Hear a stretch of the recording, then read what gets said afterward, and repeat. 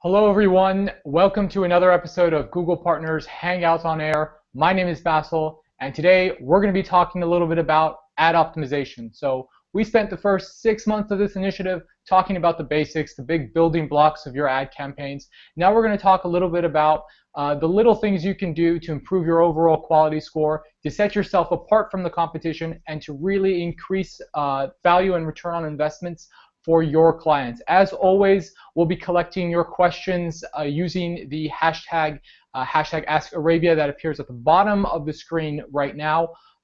If you've got any questions, please go to our Google Plus community page and post using the hashtag AskArabia. So let's get started.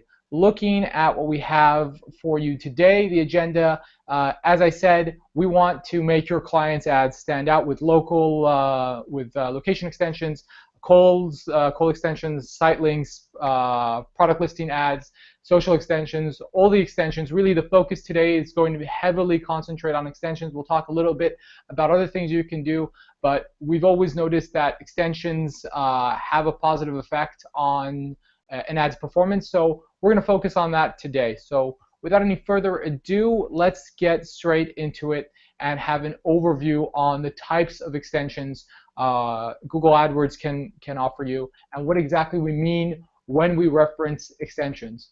So in general, ad extensions give potential customers more reasons to click on your ad by including additional business information right there underneath your ad. So this could be your address, this could be your phone number, it could be individual website links called site links that take them to internal pages within your website as opposed to the home page, or just product information. So this added information actually appears for free, and we charge you in the same way we charge you for clicks on an ad. So it'll appear for free. You only get charged if somebody actually takes the initiative to click on the ad. Ad extensions are created at the campaign level, and then you can set them up while creating your campaign for the first time, or you can go back, and then you can also apply them into on just individual ad groups as well. And there we have an overview of the different types of extensions that we'll go over in a little bit. So there's a more thorough list that's up close for you. A brief note, some of the extensions you see on the screen are no longer available. Some of you who have maybe a little bit more experience working with AdWords might have used this before. Things like offer extensions are no longer available, and product extensions as well. Just keep in mind that since November 1st, 2013, they're no longer applicable. And if you haven't actually downloaded campaign reports since then, you won't be actually be able to see any of the information tied to it. So a brief overview on some of the other extensions that are actually still available. Location extensions, which you might have seen before. Essentially, it's a map. A link to a map that shows where you are physically, where your nearest shop might be to a potential user. Really relevant if you're focusing on mobile. Call extensions, which shows your phone number and allows users to connect to you directly by phone. Site links, which I mentioned briefly before, which allows you to promote individual pages within your site, as well as the main landing page, which would be linked to the headline. Social extensions, which allow you to link Google Plus endorsements and plus ones to your AdWords campaign. Dynamic search ads, which allows the campaign to automatically pull up searches based on your website content as opposed to keywords. Really useful for those of you out there advertising on behalf of an e-commerce client. And mobile app extensions, which will allow you to add a link to any mobile application within the App Store. Okay, so we've got a case study for you right now about a shop called Top Sports Running Shop. And the story here is that a fellow by the name of Khalid owns this shop in a place called Dira, a suburb of Dubai. He sells all types of running wear, from shoes to clothing, both in his local shop and online. And he's been running ads for a couple months with us, and he wants to drive sales. And we've actually done this study. So this person actually used ad extensions, and using his example, we're going to show you exactly the right type of extensions to pick, what to run, what not to run, based on what your goals are. Okay, so let's start off with the biggie, location extensions. So if you have a brick and mortar business location, you'll want to make it easy for people to find you and visit your location, not just your website. And this is really, really, really relevant if you're targeting a very specific area within a city. If you're targeting maybe 2 miles, 3 miles, 4 miles within of a radius within your physical shop, you really want to consider using location extensions, because it might be that that person wants to actually see your product. To use the example of shoes, a lot of people are going to be more comfortable actually trying that shoe on instead of just ordering it online. So this could really, really help translate online interactions into offline transactions. So it's sort of like, you should think of it as handing someone a business card. You'll be able to show him physically where you are and give him or her added contact information. So over here we have an example of what this looks like. Location extensions, they can appear on Google properties, so google.com. They can also appear on Google Maps, search network partner sites. They also appear with ads on the mobile version of the site, which is obviously very, very relevant. They can appear within the display network as well. And in ads with location extensions, you'll see a link to a map of the address. So here you'll see just the address there. So this as I said, this shop that we conducted the business case with, Top Sports, is in Jebel Ali, Dubai. And there's just added detail to what it actually will look like. And here is what you'll see more than likely beneath the ad, especially if it appears in one of the top positions on the page. So if you click on that link, it opens up Google Maps on the page, and then you can see exactly where this store is. So clicks on the ad locations are, as I said, they're charged the same methodology. It's cost per click. Each time a customer clicks on any link in your ad, you won't be charged if he or she does not click on the ad. But it's great because it's added information, and if you're sort of straddling between online and offline, it's really, really relevant to have anybody who wants to drive people to a physical location should be using location extensions to demonstrate that added value. The fact that, yeah, you can complete an online transaction, but you can also encourage people to come in and visit your store physically. Very, very important if you've got a specific, let's say, local campaign. I think a lot of people might want to consider doing this if they're running campaigns for online, offline businesses. You might want to try a hyper-localized campaign within, a 2, 3, 4-kilometer radius of the store to try and attract people to come and actually visit and see the physical product before purchasing. Okay, moving on. So you have two choices when adding a location extension. You can either import the address from your Google My Business account. I know here on the screen it says Google Places. That has since been rebranded Google My Business, or you can enter it manually. And here's just an overview of what it looks like. So your existing Google My Business account will actually have all the business locations there, and you can either pick it individually or create a filter to just have the system pull the current address. A lot of people with Google My Business accounts might have multiple business listings in that account. So in order to avoid having different ones show up, especially if you're using, like, let's say, a hyper-localized campaign and you just want your Dubai address to show up as opposed to your Abu Dhabi address, you can go ahead and have the system filter that out. The other option, of course, is to insert the address manually. Now, for various reasons, I would definitely stress the first option. It's a lot better. Things are verified. It's going to help with your quality score. So go ahead and focus on trying to get your ads included or try and get your addresses rather included within a Google My Business account, because it's going to make the process a lot more streamlined. So whether you have multiple shops that you want to promote locally or just a single shop, location extensions can help attract customers who may just be around the corner, as I said, and those searching for a business in an area they're planning to visit soon.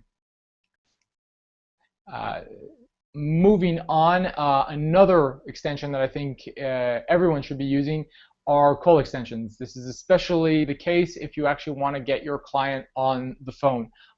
As you know, businesses are complicated. Things might not be as simple or straightforward as an e-commerce transaction.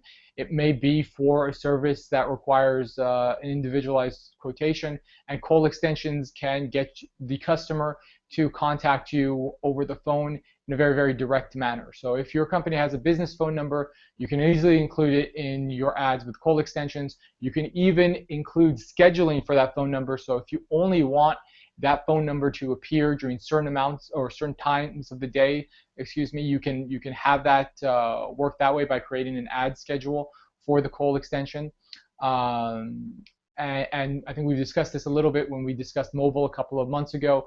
You can even branch out and just have a call-only campaign where the ad only redirects people to actually call you from their mobile device as opposed to sending them to a website. So there's actually a lot of different things you can do, but I think everybody with a business phone number who wants to actually be speaking to the customer to try and encourage him or try and push that sale should enable a call extension in their campaigns. And here is just an overview of what it looks like. Now keep in mind you can prefer mobile, but the number will actually appear on all devices. On devices such as mobile devices that have the ability to call, there will actually be a link. On desktops, you might have seen this. If a person has a VoIP software installed, such as Skype or Viber or something similar to that, they'll actually have a link prompting them to make the call using that software. So it's only clickable if one of those two things is true, and that's just an overview right now of what it might look like on the user end.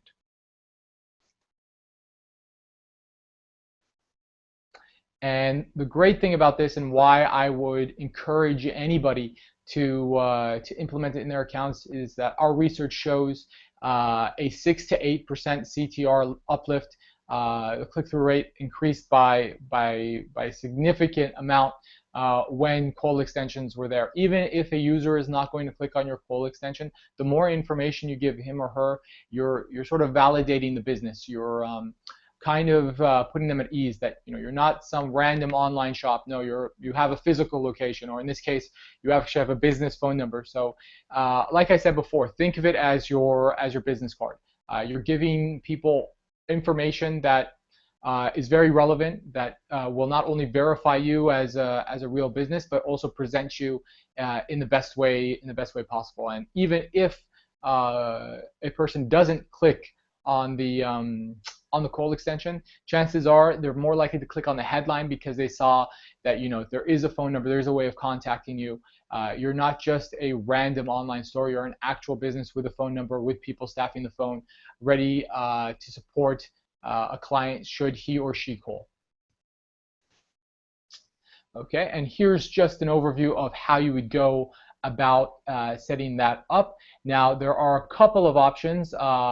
For those of you running campaigns for the US and certain European countries, you can use a Google forwarding number. When you use this feature, Google will assign and display a unique Google forwarding number with your ads on both mobile and desktop devices. This number is automatically generated for each ad group. Whenever a customer calls this number, the call will be rerouted to your business phone number. In ads on high-end mobile devices with full browsers, Google forwarding numbers can be clicked and they'll just automatically redirect the person to the screen where he or she can choose to make the call. Or probably more relevant for the majority of people watching this presentation right now, you can use your own number or the client's own number. you go about setting it up quite easily. You just go in there, select the country, put the number as you would dial it in that country, and then implement it. It's really straightforward. So here is an example of how that would appear on the user end. You see Top Sports official website and the number right next to it. So in our example, Khalid does take a lot of orders over the phone, so he also has a call extension with a forwarding number. Call extensions work in tandem with location extensions, so you can use both in your ads, and chances are they could appear at the same time, which is really great because not only does the person know where you physically are, they can maybe call and get some information. So for example, if Khalid has a popular brand or popular model of running shoes that are pretty hard to find, the user can call the number, ask if the shoe is available in his size, and then maybe place them on hold until he physically goes, enters the shop, and actually commits the transaction. So think about all the different types of scenarios that your client could be in. Call extensions, location extensions, they're really going to help him or her unlock added value, added potential from his AdWords campaigns. And there's just a better look on what the phone number looks like. And we'll move on to the third type of extensions we're going to talk about today, Sitelink extensions. Really, really relevant, especially relevant to those of you not running sort of a static type landing page. If you have a fully fledged website, if your client is offering lots of different services, it's very relevant, and I would highly recommend you use it just to try and encourage people to get to the information quicker. Sometimes the landing page is going to be the home page. Sometimes that's relevant and that's all well and good, but other times, a user is going to have to go into the landing page and then kind of navigate the site to get to where he wants to go. Sitelink extensions kind of skips one step and allows you to actually advertise different internal pages, and in that way the user can read the description of the ad, look at the site links, and go directly to the relevant page. So let's have a look at what that might look like here. So here we have an ad for Disneyland, and as you can see, whoever put this campaign together kept in mind that, yeah, if I'm going to advertise trips to Disneyland, probably people are going to want to know about annual passes. They might be going multiple times a year. They're going to want ticket information, obviously, and he also pushed information proactively on other things to do with the theme park, such as World of Color and Downtown Disney. Another example over here is the shoe store Zappos. So this is an e-commerce site that sells all types of shoes and apparel. So whoever put this campaign together kept in mind that, if I'm searching for shoes, if I use a broad keyword and sort of just put that into the search engine, I could be looking for all sorts of things. So it's very, very, very, very, very relevant to have Sitelink extensions here to kind of encourage a person to explore without having to go and navigate through the site. So a person could be searching for women's shoes, for high-end designer wear, for couture. They could be searching for deals on back to school, kids shoes, fashion trends, things that might be slightly more eco-friendly. All these things are very relevant, and you can kind of get the idea now that if your client is in e-commerce, is selling a lot of different products, then something like Sitelink extensions is going to be very, very, very helpful in kind of sorting out the different products and making it very clear as to what you can offer a client, whether it be different products and services, or different services, or just getting them to go directly to a contact us page. This isn't just relevant for e-commerce. I mean, if there are different sections of your site, by all means, if you have at least 4, throw up a couple of Sitelink extensions, because that is going to help improve your quality score. On the next slide over here, we've got a brief overview of what it kind of looks like to set it up in your account. Basically very easy. You put your link text on the left, so girls running shoes, and then put the destination URL on the right. The moment somebody clicks on girls running shoes, they'll be redirected to that URL. If you're adding existing Sitelink extensions, just click the Select Extension drop-down menu and select the Sitelink extension you want to add to your campaign. Keep in mind that you need at least 4 for it to function. You can add more, and then what will happen is we'll show them evenly to start off with, and then based on performance, the system is going to favor the ones that perform a little bit better in a CTR sense. So if we see that the click-through rates are higher for let's say 4 site links, then those 4 are going to be the ones that show, even if you have 8 or 12 or 16 or however many. And you might want to play around with the ad groups that are associated with certain site links depending on how you have your campaign set up. Okay, and here we have another visualization of what it looks like. As you can see, this is the website we spoke about earlier, Khalid's website, Top Sports, and you can see they've gone ahead and added site links for girls' running shoes, motion control running shoes, and men's running shoes. Okay, moving on, I just want to discuss a little bit of what you can do with products. So this is a bit of a detour, as you can see here.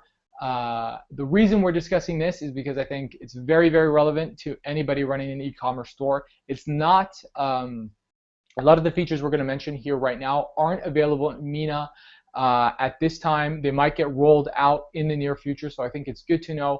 It's also good to know for those of you out there running campaigns that target countries like the US, the UK, South Africa, Italy, Spain, France. All these countries have Merchant Center, and we're slightly rolling them out country by country. So sooner or later, they will be available in MENA.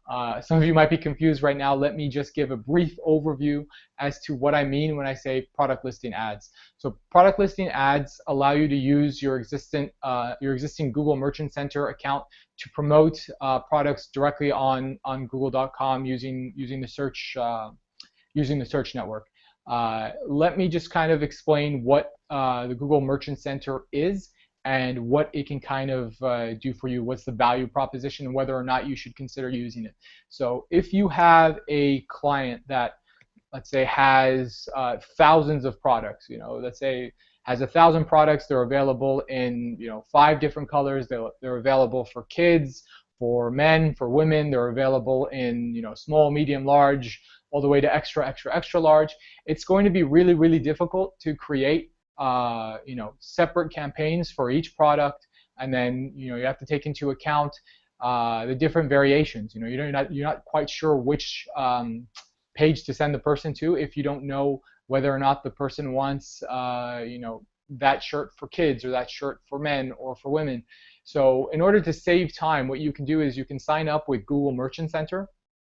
This is going to allow you to upload all your clients' products in a feed, pretty much an Excel spreadsheet with all the data tied to that. So the price, the size, the color, the description, and what will automatically happen is the system will pull that information and then include it in an ad. And if you've ever searched, maybe not in Dubai or Egypt or Saudi Arabia, but in a place outside of MENA, you might have seen that you actually get shopping results at the top of the page in a sort of stream.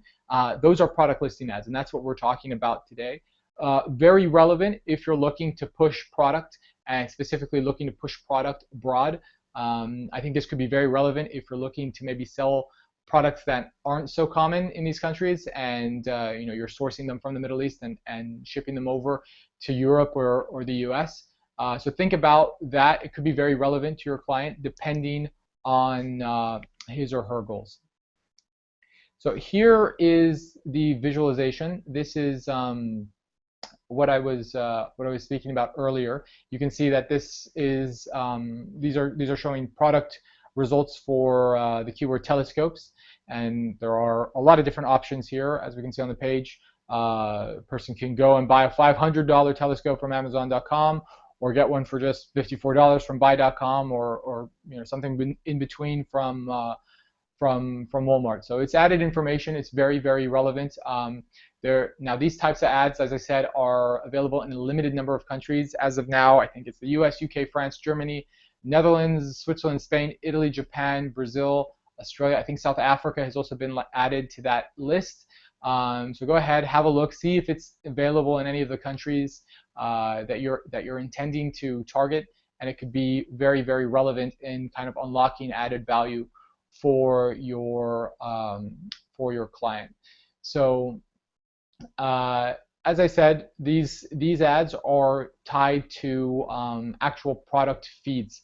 So in order to get started, you're going to have to set up your Google Merchant Center account and then actually put a product feed in there, and then have that link between your Merchant Center account and your AdWords account. And we're gonna have just a brief overview of how to set that up right now. So as you can see in the example, this person is creating a campaign for his product listing ads, and this is the best way to go about it is to actually separate your product listing ads, your Merchant Center, your shopping campaigns from your regular ads. You're going to set a location and language just like you would do with anything else, and then you're gonna pick the product listing ads option. So when you select the product listing ad for the campaign type, it automatically updates the available options, and you can go ahead and associate that with your Merchant Center account. So pretty much you can divide it up with by ad group, and then put a promotion. This person has included free shipping, and then you'll associate that with your Google Merchant Center account. What that'll do is actually pull all the information from your data feed, and it'll attribute the promotion with all your products. So now for this person, when they're associating their product feed with this promotion, all their products are going to appear with the promotion free shipping. Moving on, a way to specify which products in your Google Merchant Center account should trigger your product listing ads for related searches is to actually include unique bids for a different set of products. Product targets work differently from keywords. With keywords, you can define which searches to trigger your ad. With product targeting, you define which products in your Google Merchant Center account you want to feature. AdWords will show your product in all cases where the customer search is relevant to your product.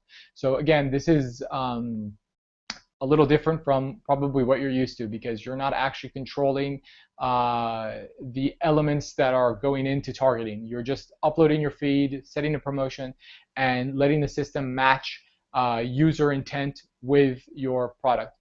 Again, relevant, I think, if your customer is an e-commerce website with a whole lot of different products and is wanting to target the countries we've mentioned, in general, Western Europe and the US. So if you're looking to do that, consider doing this. If not, this portion of the presentation may not be all that relevant to you.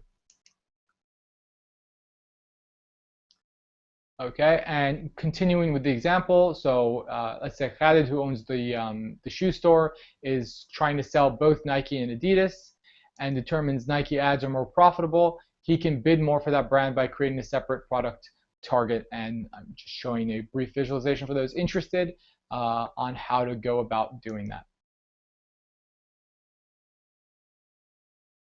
So after your product listing ads have been running, you can actually see performance data under the Auto Targets tab. Here's the visualization on the screen right now of what that looks like.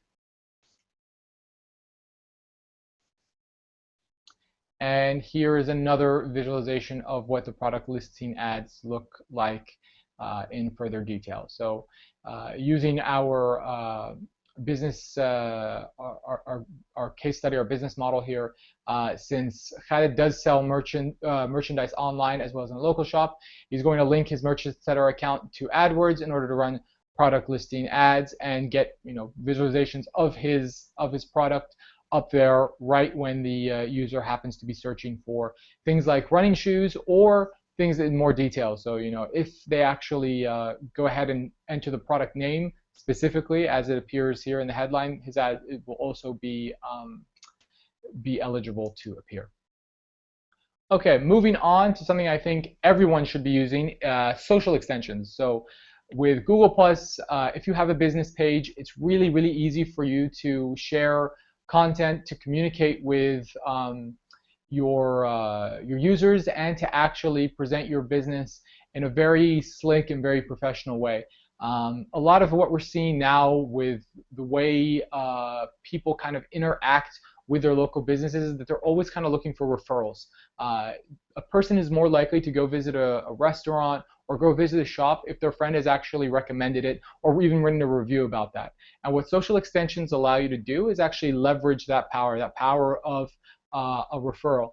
If you have a friend and you have a high opinion of this friend when it comes to his opinions on technology, and your client happens to be running a tech store, then it's going to be very, very, very, very relevant for him to kind of pull that recommendation off Google Plus and show it underneath your ads. And that's exactly what social extensions allow you to do. So here we've got added visualizations of what that looks like. So by default, AdWords ads that are on Google or the display network, they all have the +1 button. A user +1ing your ad endorses your specific landing page and vice versa. So with social extensions, a 1+ on your ad instead applies to your Google Plus page. All 1+s from your Google Plus page are also applied to your AdWords ads with social extensions. And that's important because your Google Plus page aggregates all the +1s on ads, but also on your pages and on the organic listings within the Google search engine. This creates a larger social web presence for both your ads and your Google Plus page, and it makes it more likely that someone who sees them will see an annotation. Since annotations make your ad more relevant, they may increase your overall ad performance. Again, going back to CTR and the importance of increasing your CTR, even if they're not +1ing, even if they're not interacting with the social element, just having that there, it's like a business card. It's going to improve your standing in the eyes of the user. And the great thing about this is that unlike product listing ads and Merchant Center that we went over just right now, it's available in all countries. And there's just an example of what it might look like to people on the display network. So over there on the bottom, you can see that it's pulling up friends of the person who have +1'd this particular company. Okay, let's have a look at what setup looks like. So to set this up, you'll go to the Add Extensions tab, you'll click the plus new extension buttons, and then you'll enter the URL of your Google Plus page. It should appear as the examples down there. So if you haven't actually gotten a unique URL for your Google Plus page, it's probably just plus.google.com/ and a certain number after it. If you actually registered a unique URL, it's actually plus and then your Google business name. So another thing I would recommend you do from a branding standpoint is to actually claim a unique URL on Google Plus, just because it will make people easier to find you and it'll be easier to kind of share that link with everyone else. So after our system confirms that your Google Plus page and website are linked, we can activate the social extension. This will probably take anywhere from 24 to 48 hours. It should happen pretty quickly. And we'll just take a look on how to kind of apply that within the campaign. You can view performance differences between ads with or without +1s by going down to the +1 annotations section on the segmenting on the list where it says segment. Google's beta tests show a 5 to 10% lift in CTR for ads with social extensions. So this is kind of the theme of today. Your CTR is always going to be going up if you've got extensions. You're just making your ad look better. You're making your business look better. You're making your client look better. You're kind of putting the user at ease that this is a a business that exists. It exists in the social realm, in the physical realm, and not just in a sort of internet search ad realm. Okay, and we've got a brief overview of social extension performance. You can view performance differences between ads with or without +1s, where I showed you. You can also see the difference between personal, basic, and none.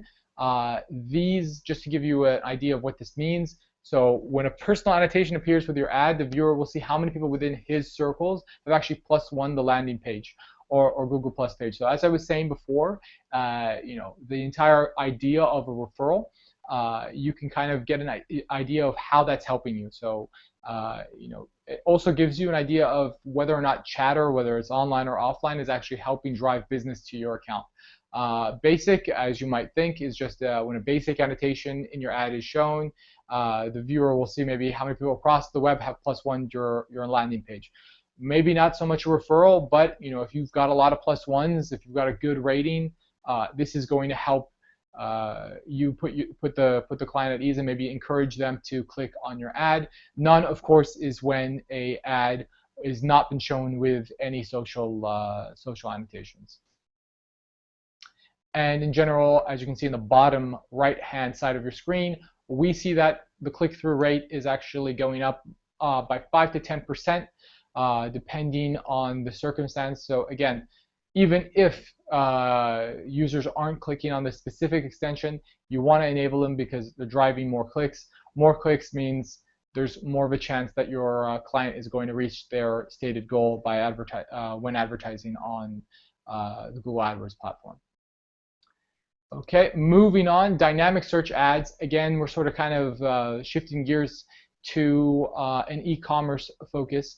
Dynamic search ads work in a sort of similar fashion to product listing ads in that they are less work to actually set up because it's the system pulling up content from your website as opposed to you actually inserting the content. So dynamic search ads automatically show your ad based on the content on your website. This means you don't have to choose any keywords. Just tell us the page you want to add, you want to advertise, and create an ad for each product page of your site. So instead of keywords, Google in this case uses content from your website domain to target your ads to searches, to the user intent. To do so, Google takes the organic search index of a lot of different websites, or a lot of different users rather, and it's used to determine which searches may be relevant for the products or services offered on your website. This means Google doesn't crawl each website separately. You just tell us whether all the pages or just specific sections should be used to target ads by creating dynamic ad targets. This is very, very relevant, I think, for websites that are composed of a lot of different pages. There is a minimum amount required to actually run something like a dynamic search ads. The minimum is, I think, 200 pages. We recommend closer in the region of 500 pages. You can actually use the Google search engine to find out how many pages there are in a certain website by just entering the URL, and then you can find pretty quickly how many pages are actually associated with that URL. If there are less than 500, I wouldn't recommend it just because the system doesn't have a lot of data to go about pulling it. And again, this is made for specific e-commerce websites that maybe don't have the time to commit to creating ads for all the different variances that might occur.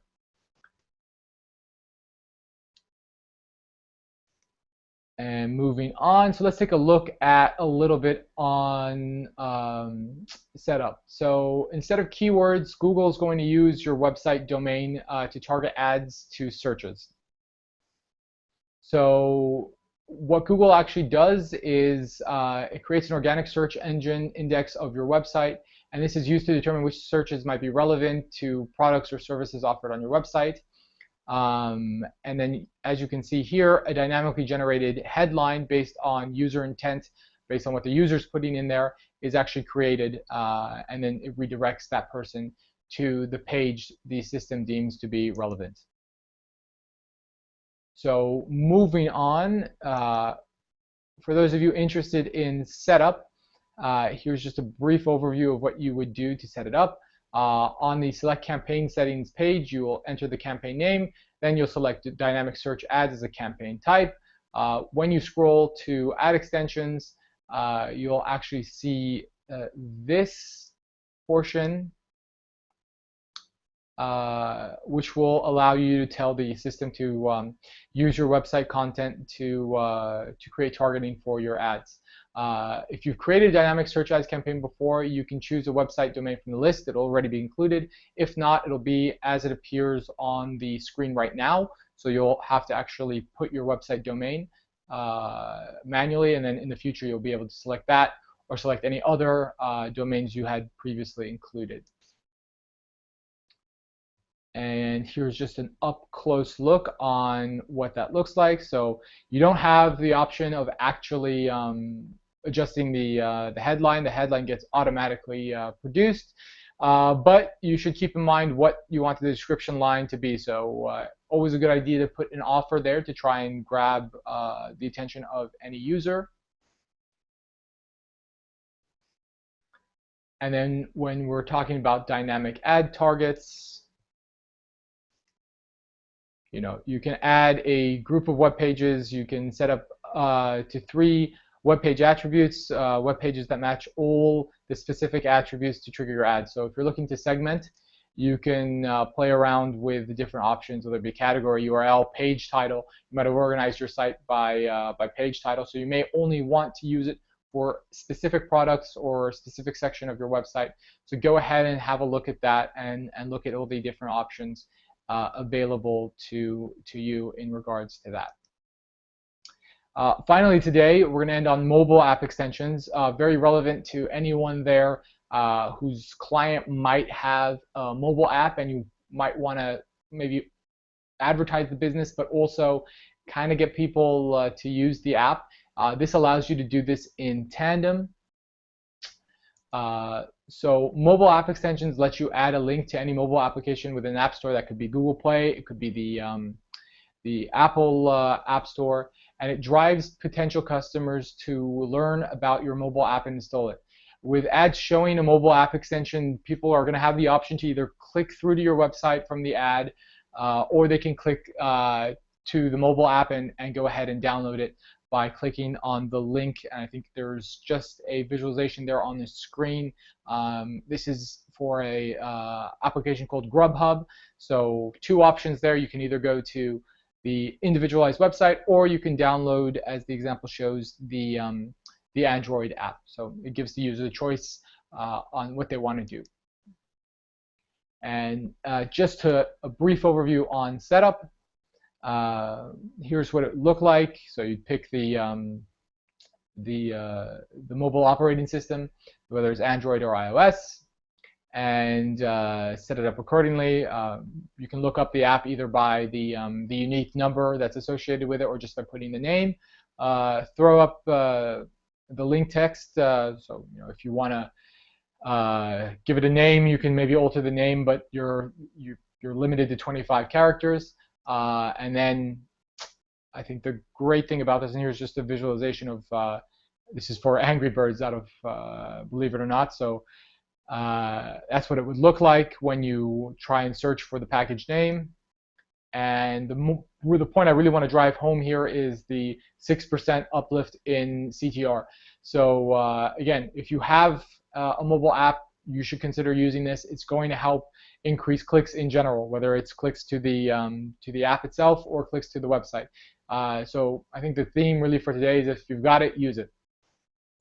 And just before we wrap up for today, I think this is the message I want to leave everyone with. You want to use extensions, you want to use all sorts of optimizations, and it's not just extensions. I know we focused a lot on extensions today, but it's also things like product listing ads, Google Merchant Center for those of you looking to expand past MENA and maybe target, try and sell merchandise in countries in Europe or the United States. So what you really want to do is make your clients' ads stand out from the competition, and that means using ad extensions, yes, because it's going to make your quality score a lot higher, which is going to increase your return on investment. Cost per click will go lower if your quality score is higher.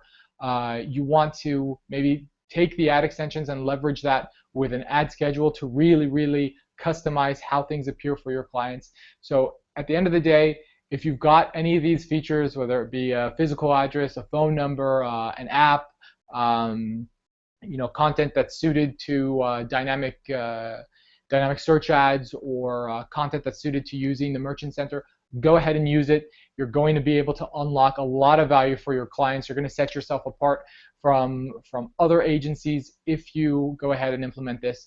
As always, if you have any questions, I know we covered a lot of information today, you can hit us up on our Google Plus page, Google Partners Arabia, using the hashtag #AskArabia. I want to thank everyone who attended today. Stay tuned for our next presentations today. Same topic, ad optimization. We've got the next one in Arabic, and then later on in the day we have French as well. Once again, if you have any other questions, the hashtag is #AskArabia. Thanks for watching, and hopefully we'll see you in the next one.